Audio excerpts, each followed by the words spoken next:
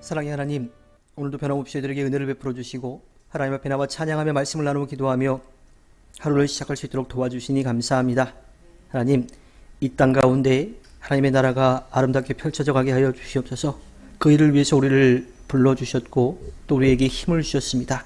하나님, 맡겨진 사명을 감당하기 위하여 열심을 내게 도와주시고 또 그 사명을 감당하여서 구원의 열매, 하나님의 나라가 넓어져가는 그 열매를 저희들이 바라볼 수 있게 하여 주시옵소서. 하나님, 이 땅에 아파하는 이들이 있습니다. 건강 때문에, 삶의 문제 가운데에 뜻하지 않은 어려움들 때문에, 또 자신이 지은 죄 때문에 하나님, 코로나19로 지쳐있는 이들도 있습니다. 그들의 모든 상황과 형편을 아시니 하나님께서 그들을 만져주시고 위로해 주시고 다시 일어설 수 있게 하여 주시옵소서. 그들이 절대로 절망하고 낙심하지 않게 하여 주시고 포기하지 않게 하여 주시옵소서. 우리의 모든 것을 아시는 하나님 앞에 맡기고 다시 일어설 수 있게 하여 주시옵소서. 꿈이 있는 미래교회 가운데 함께해 주시기를 원합니다. 그리스도의 몸된 공동체로 아름답게 세워져 가게 도와주시고 예수 그리스도의 향기를 드러낼 수 있도록 인도해 주시옵소서. 모이게 힘쓰게 도와주시고 모일 때마다 주의 이름을 높이며 주의 말씀을 나누고 또한 주님이 응답해 주실 것을 믿고 기도하게 도와주시고 서로가 서로를 사랑하며 격려하며 위로하게 하여 주시옵소서. 꿈이 있는 미래교회 모든 가정들 하나님 돌봐주시고 인도해 주시기를 원합니다. 각 가정의 기도의 제목들 하나님께서 기억하여 주시고 응답하여 주실 줄로 믿습니다. 하나님께서 맡기신 사명을 감당하기 위하여 건강이 회복되기를 원하고요. 또 하나님께서 열어주셔서 맡기신 사명을 감당하기를 원합니다. 또 자녀들이 감사와 기쁨의 고백의 대상이 되기를 원합니다. 하나님 함께하여 주시옵소서. 새로운 삶의 자리를 준비해가는 가정 가운데 함께하여 주시고 우리 가족이 믿음으로 사랑으로 하나가 될 수 있게 하여 주시옵소서. 또 아이들 어린이집을 옮기는 모든 과정 가운데에서도 하나님께서 돌보아 주셔서 가장 좋은 때에 하나님께서 이루어 주실 줄로 믿고 나아가게 하여 주시옵소서. 또 하나님께서 주신 귀한 달란트로 주님의 사랑을 전하기를 원하는 귀한 청년 가운데 함께하여 주시고 그 준비의 과정 가운데 돌보아 주셔서 많은 이들의 마음을 치유하고 회복하게 하여 주시옵소서. 또 하나님, 가정이 구원받기를 원합니다. 사랑하는 부모님과 또 형제들, 그들이 믿음을 회복하고 함께할 날을 소망할 수 있게 하여 주시옵소서.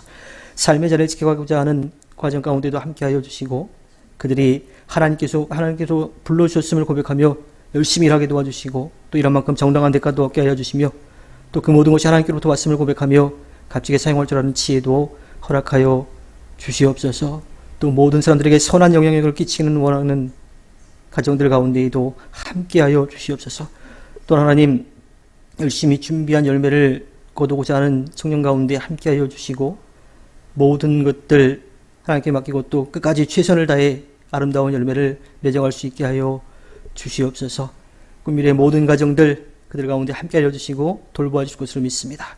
이 시간 말씀을 나눌 때에 듣는 자와 전하는 자 주의 은혜를 나누게 하여 주시고 주님이 주시는 말씀을 통하여 듣고 깨닫고 마음의 책임에 결단하여 오늘 하루도 승리하는 삶 살게 하여 주시옵소서. 함께 하실 것을 믿으며 모든 것 위에 뛰어나신 예수님의 이름으로 간절히 기도합니다. 오늘 함께 나눌 말씀은 시편 24편 1절에서 10절 말씀입니다. 시편 24편입니다.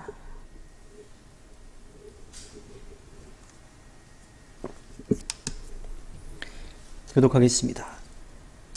땅과 그 안에 가득 찬 것이 모두 다 주님의 것, 온 누리와 그 안에 살고 있는 모든 것도 주님의 것이다.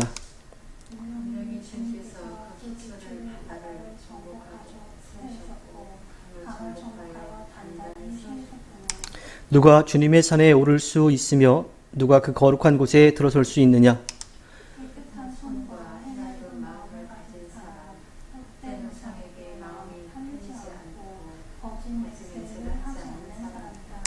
그런 사람은 주님께서 주시는 복을 받고 그를 구원하시는 하나님께로부터 의롭다고 인정받을 사람이다.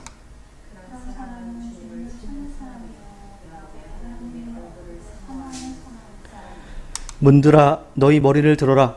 영원한 문들아 활짝 열려라. 영광의 왕께서 들어가신다.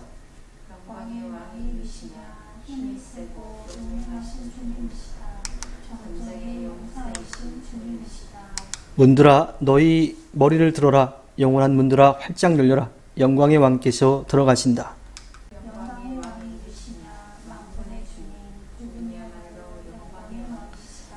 아멘. 오늘도 하나님께서 값없이 베풀으신 그 은혜를 누리며 살아가는 우리 모두가 되기를 소망합니다. 오늘 우리가 함께 나누는 시편 24편은 다윗이 언약궤를 예루살렘으로 옮겨올 때 그것을 축하하기 위해 지은 시로 알려져 있지요. 특별히 이 시는 하나님의 백성이 하나님을 어떻게 예배해야 되는지에 대해서 알려주고 있습니다. 그 안에 가장 중요한 것은 하나님의 영광을 인정하는 것, 그것이 필요하다라고 말하죠. 오늘 말씀은 공적 예배와 또 삶의 예배의 관계를 생각하면서 지은 시편이라고 할 수 있습니다. 기도자는 먼저 하나님이 그냥 이 예배하는 장소에만 갇혀 계신 분이 아니라 우리의 삶의 모든 곳에 계시는 분이라고 하는 것을 고백합니다. 그래서 1, 2절에 보면 그 하나님께서 온 우주와 인류의 역사와 또 기도자 개인의 삶을 다스리고 계신다라고 하는 사실을 고백하죠. 그리고 스스로에게 질문을 합니다. 3절에 보면 누가 주님의 산에 오를 수 있으며 누가 그 거룩한 곳에 들어갈 수 있느냐. 이것은 누가 공적 예배에 참석할 수 있느냐라고 하는 질문이면서 동시에 하나님과 함께 살아가는 진정한 예배자는 어떻게 살아가야 하는지에 대해서 질문하고 있죠. 기도자는 스스로 던진 그 질문에 대해서 또 4절부터 6절에서 대답을 합니다.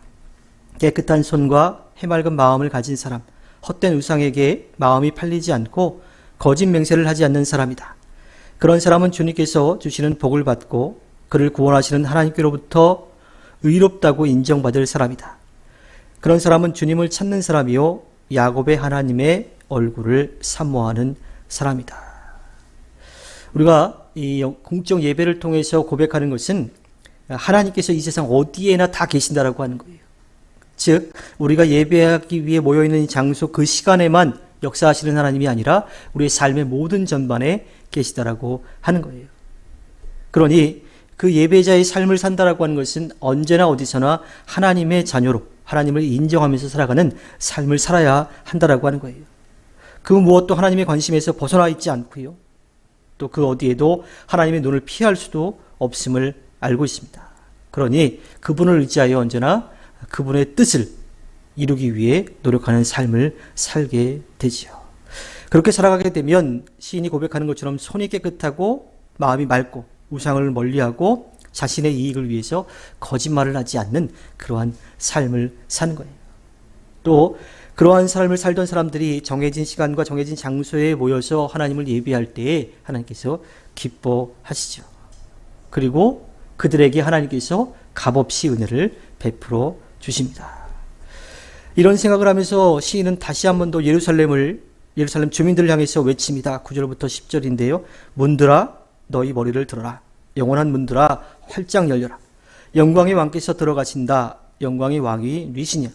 만군의 주님 그분이야말로 영광의 왕이시다. 여기서 이야기하는 문들은 실제로 예루살렘 성 안에 있는 그런 문들을 이야기하기도 하지만 하나님 앞에 예배하러 나온 사람들의 마음의 문을 뜻하기도 합니다. 즉 하나님을 모셔드리기 위해서 우리의 마음의 문을 활짝 열라고 하는 거예요. 그렇게 되면 우리가 모여서 예배하는 그 예배뿐만 아니라 하나님께서 허락해 주신 삶의 자리에 나가서도 늘 하나님을 예배하는 그런 삶을 살게 되죠.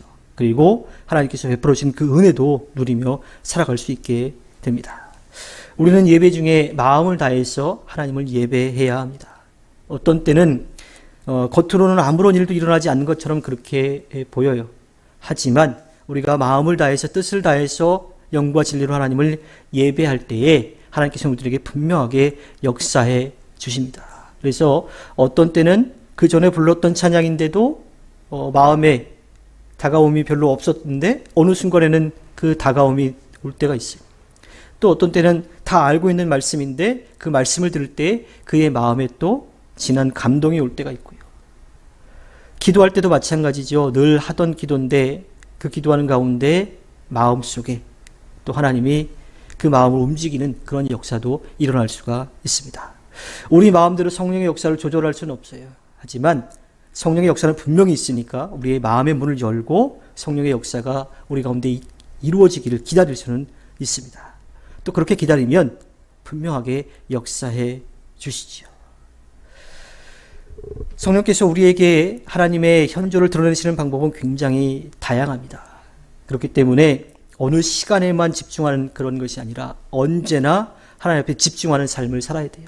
예수님은 그 부분에 있어서 요한복음 4장 23절에서 영과 진리로 예배해야 된다라고 말씀하고 있습니다. 그러니까 마음을 다해서 힘을 다해서 뜻을 다해서 언제나 어디서나 하나님을 예배하는 삶을 살아야 된다라고 하는 거예요. 근데 또 그렇게 살아가기 위해서는 우리가 정해진 시간 정해진 장소에서 함께 예배하는 그 훈련들이 필요한 거죠. 그 예배를 통해서 우리가 하나님 앞에 설 수 있는 그 일들을 또 그 길을 갈 수 있도록 도와주기 때문입니다.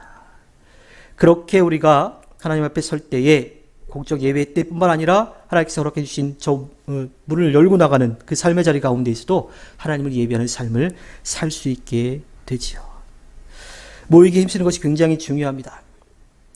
하나님께서 채워주신 은혜를 좀 더 가깝게 또 함께 예배하는 이들을 통해서도 얻게 되고 또 그 얻은 것을 통해서 우리의 삶의 자리 가운데에서 하나님의 사랑을 그 은혜를 누릴 수 있게 되기 때문이죠.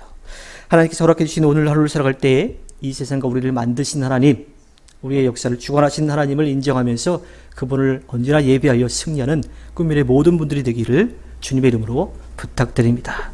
기도하겠습니다.